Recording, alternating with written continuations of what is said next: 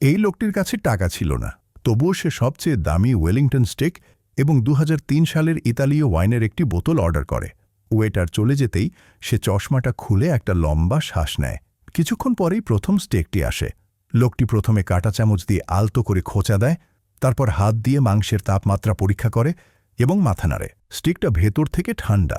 এমন খাবার কিভাবে খেতে পারে? ওয়েটার দ্রুত খামাচিয়ে নতুন স্টেক আনতে চলে যায়।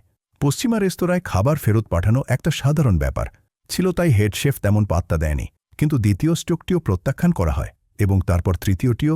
হেড শেফ নিজেই রান্নাঘরে নেমে আসে। এবার সবকিছু নিখুঁত ছিল, তবুও লোকটি অভিযোগ করে বলে, আবার বানাও। ওয়েটার এবার হেড শেফ এবং ম্যানেজারকে ডেকে আনে। লোকটি স্টোকের মধ্যে অনেক ত্রুটি তুলে ধরে। শেফ রেগে গিয়ে বলে, একে বাইরে বের করে দাও। কিন্তু লোকটি বলে, আমিও একজন শেফ, যদি অনুমতি দেন তাহলে আমি দেখাতে পারি আসল স্টেক কিভাবে বানাতে হয়। সবাই অবাক হয়ে যায়, কিন্তু শেফ রাজি হয়ে যায়।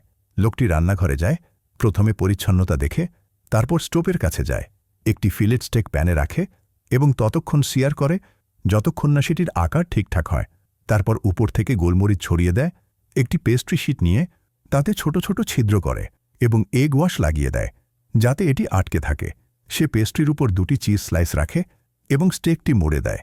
উপরে মাস্টার্ড সসের একটি স্তর লাগিয়ে দেয়, তারপর ছুরি দিয়ে নকশা তৈরি করে এবং এটিকে 200 ডিগ্রি সেলসিয়াসে 30 মিনিটের জন্য বেক করতে রেখে দেয়।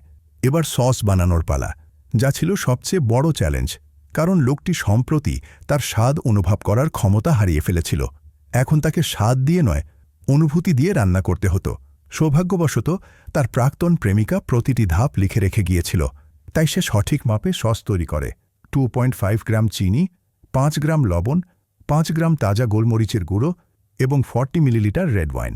কিছুটা মাখন দিয়ে সবকিছু 8 মিনিট ধরে ভাজে। ব্যাস, তৈরি হয়ে গেল এক চমৎকার ওয়েলিংটন স্টেক। আপনি যদি এখনও এটি পড়ে থাকেন, অভিনন্দন, আপনি একটি সম্পূর্ণ রেসিপি পেয়ে গেছেন। এখন আপনিও চেষ্টা করতে পারেন। হেড শেফ যখন সেই স্টেকটি চেখে দেখে, তখন তার মুখ রাগে আরও লাল হয়ে যায়। কিন্তু রেস্তোরাঁর মালিক সবকিছু দেখছিলেন, আর ঠিক সেখান থেকেই লোকটির ভাগ্য বদলে যায়। তার রান্নার দক্ষতার জোরে তাকে রেস্তোরাঁর নতুন হেড শেফ বানিয়ে দেওয়া হয়।